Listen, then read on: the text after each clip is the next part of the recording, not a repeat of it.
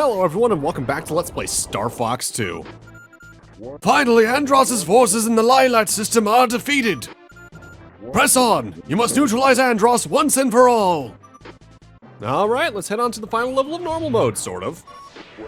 Hear me, Star Fox. I, Starwolf, will defeat you now. Before you tackle the final level, no matter the difficulty, you are forced into the final dogfight of the game against Wolf himself. Worthless coward, you'll act tough, but I'll destroy you. Peppa deceived you. I'm the best pilot in Lilat.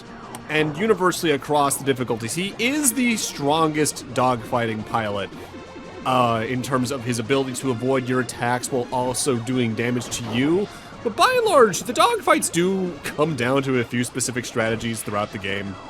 Namely, if they're not charging their own laser to home in on you, because their charge shots home in on you, they are doing a straight bombing run of sorts where they're just heading straight for you to do some shots and they'll veer away at the last second.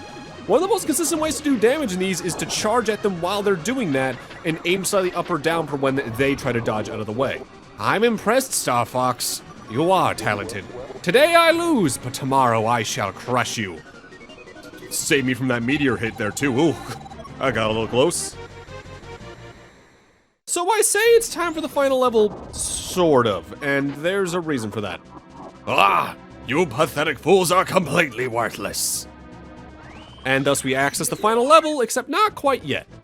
What I'm doing here is an entire secondary run of normal mode, and I'm just jump cutting past a lot of the fights that are just, missiles and all that, because on normal mode, there are 4 total planet stages you can access, but the game randomly chooses which 2 to give you. And in order to get 100%, I need to get all of the pepper coins, and there are some locked to each of these levels. So the way I'm going to be handling this LP moving forward is we by and large finish a run, do the wolf fight, enter the final level, but then we're going to jump to a secondary run or more of that difficulty to show off the remaining stages and pepper coins. On top of that, and I don't think I've actually put this edit into the future parts yet, barring the one member of Starwolf we've yet to encounter, because on normal mode you encounter 2 of the first 3 randomly, dogfights are going to be sped up, just because they're the same fight over and over again. They do get more aggressive on higher difficulties, and on top of that they especially like getting more dodge happy on higher difficulties. But that's going to be how we're by and large handling a lot of the stuff in this LP moving forward. Also, keep your eye out on the map for extra bonuses, because you can see pickups on the map, and you can also see in the case of that blue square, I believe, on the map right now on the top right, healing points, which are just little platforms you stand on that completely heal you. Those are guaranteed to be wherever they are every time, as opposed to enemies dropping health, which is pretty common. Health, I think, is overall the most common enemy drop besides points. But other times you have cases like this where you need to destroy this particular robot to have them drop a pepper coin. It's funny. Star Fox 1, each of the levels had something interesting going on, unique, and they by and large do a lot of that in Star Fox 2 as well. But the main thing is, they each have different ways of doing things within the same pattern, because on the planets you're always doing the outside section, then the base core fight. It's just what they decide to do within those areas and what enemies are there is what's going to really change a lot.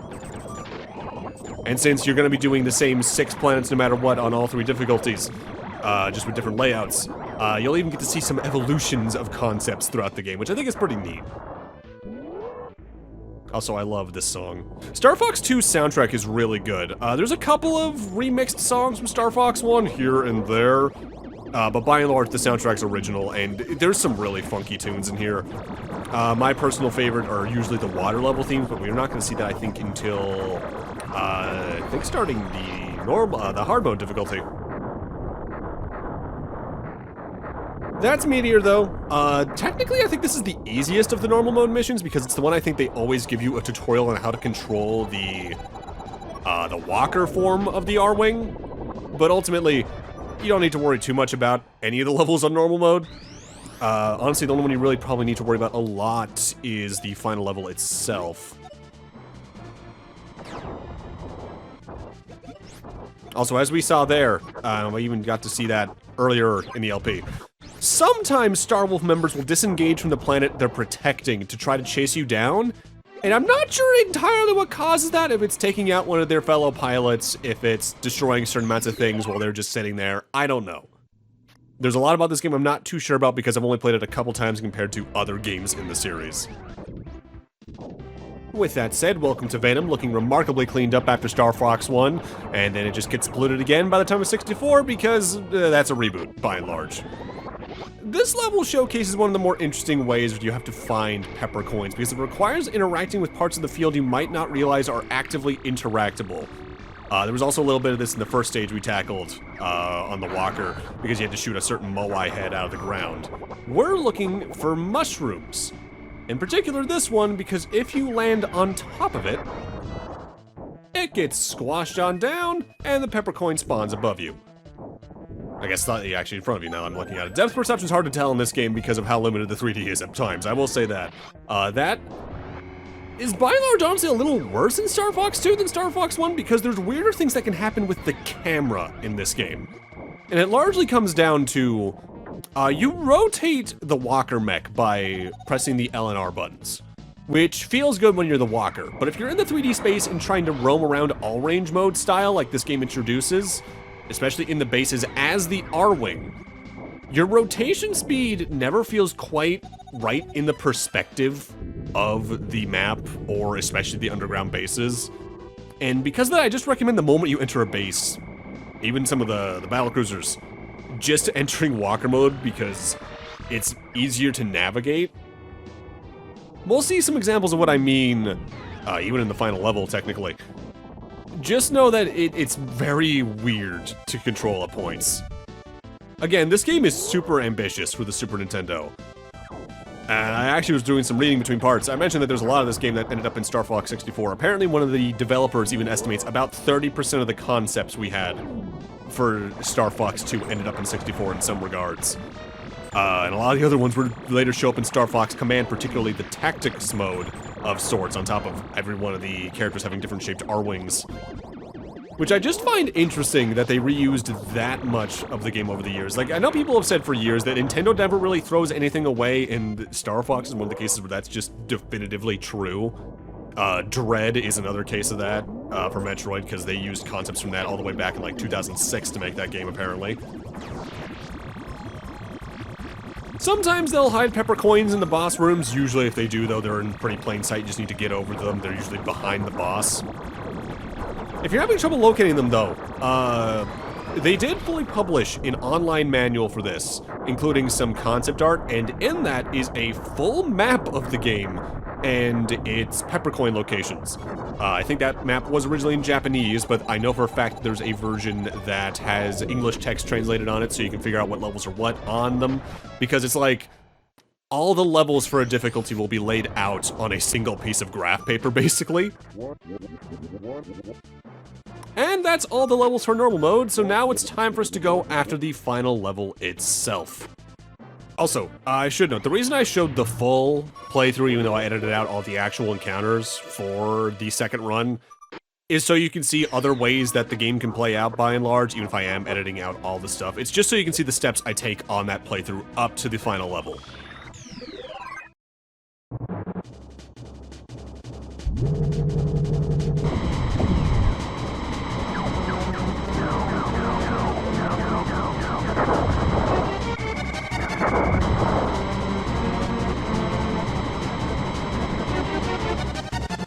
I love this song. The final level, Astropolis, is just a gigantic base level. And it's one of the cases where you'll get to see really quickly what I mean about perspective when you try to rotate and turn widely as the R-Wing. Feels a little weird because you can't exactly tell where you are in a 3D space when the walls get like that. I recommend going through the stage mostly as a walker. So Astropolis is a little interesting in that, as we'll see throughout the game, the level design doesn't change too much throughout the two difficulties, it's the enemy layouts that do. Universally, it is a line up to a T-intersection that then creates a square around the rest of the level until you hit another T-intersection. But here's the thing. This is also the reason why I did 2 runs for this this difficulty, because there are usually 2, sometimes 3 pepper coins in Astropolis. but there's one along the left and right paths from the starting T intersection. And the thing I haven't talked about with bases yet, once you go into a room, particularly a boss room, the door behind you locks. So you cannot backtrack in these stages. In fact, here I am even showing it off. The door we used to come in here, completely blocked off. So in order to get the pepper coins in every stage, no matter what, you're guaranteed to do at least 2 playthroughs of a difficulty. Which I don't mind too much, because for one thing, by and large, even on the higher difficulties, a single difficulty of this game runs for about an hour to an hour and a half anyway. But also, you get a reward on every difficulty for getting the pepper coins within that difficulty 100% completed. And we'll show that off in complete detail on the 3rd run I do of hard mode for reasons. And it really just becomes a thing of score attack, which, given that is a pretty continuous thing in the main titles for this series, Star Fox 1 had it, 64 has it, Assault has it, that tracks pretty well for you just playing the stages over and over again, learning them better, and getting higher and higher scores. So, the final boss of normal mode is just to our north, but notably just to the south, no matter what before the boss fight, there is a little restock room here that usually has a health restoration panel, depending on the difficulty, but also some form of sub-weapon. In this case, that is a life recharge. That's the one I mentioned last time, that if you use it, restores some of your health. Also over here is my beloved, the Twin Blasters, which, they're powerful in every Star Fox game, but they feel like they're at their most powerful here because of how quickly they can melt boss fights if you get them randomly from, like, a missile encounter or things like that. That's part of the reason why I'm showing all the missile encounters I do and all that in this LP, just in case I get something like that, you can see where it came from. Because otherwise you just kind of rely on me going, ah yeah, I got it there, and it's random. Before we head to the final boss though, let's head back to the entrance of Astropolis on the 2nd playthrough, and showcase the left path and get the pepper coin over here. I want to say I mentioned it back in the original Star Fox LP. Oh, that was years ago at this point. But something I really do love about Star Fox 1, and by extension this one, its sound design is the right level of crunchy. Admittedly, in this game's case, it's crunchy because they're having to compress it so much to get this all in on a Super Nintendo cartridge. But it creates a very satisfying crunch that makes the sound design feel good. Like, destroying enemies in this actively feels good in a way that only a few games really capture right in my eyes. Like, the N64 Zeldas do it right. I think the Super Nintendo Zeldas even do it right. Symphony of the Night does it right. Things like that, that really decisive crunch. Same when if you hit certain enemies with, like, the upgraded missiles in Metroid Fusion. It's just a very satisfying sound design element that I think some games need more of, honestly. Because sometimes when you destroy a big enemy in a game and it just kind of poofs out, it doesn't quite feel right. That's what I like about Mega Man as well. When you defeat like a mini-boss, you get that like 2-second long additional explosion animation just to be like, yeah, I did that. Speaking of doing that, we've now reached back at the fork towards the final boss, so now we're actually going to cut back to the original playthrough we were following beforehand, where I went down there, and go tackle the final boss.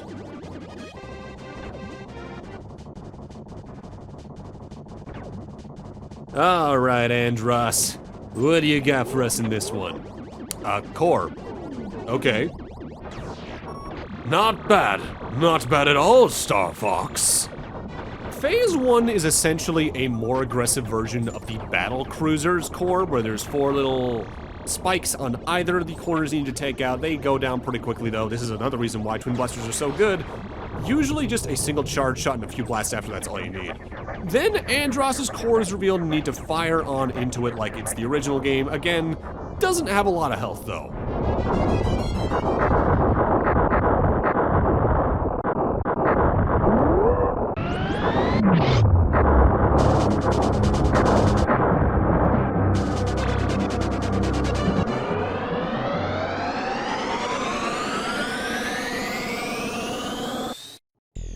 Impressive, but your existence ends here. I will put you to rest. Don't worry, it will be quick. And now we get a version of the now very traditional Andros battle. It's got eyes that fire out lasers, fire into them, and it dies pretty quick. This fight will get more complicated as we go through the difficulties. You know you've taken an eye out when it's just an empty void rather than a flashing red light. Once you take care of the face, which can move around, by the way, it's not just locked in one place like it was in the original game. This is a 3D space you're roaming around in like it's a dogfight. The core is once again revealed, and you can just fire into it until the boss fight ends. I'm gonna be silent for the ending here, by and large, on normal mode and hard mode. I'll talk about the credits during the final difficulty.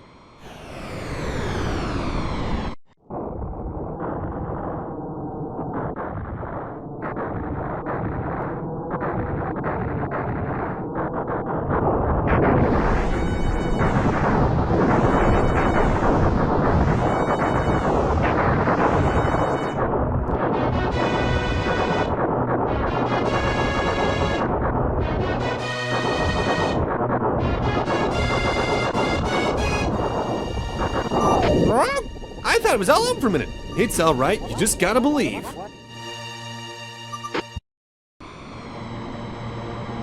Good work, Starfox.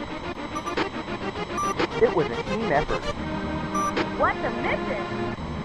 Adios, Andross. Let's head back to Corneria.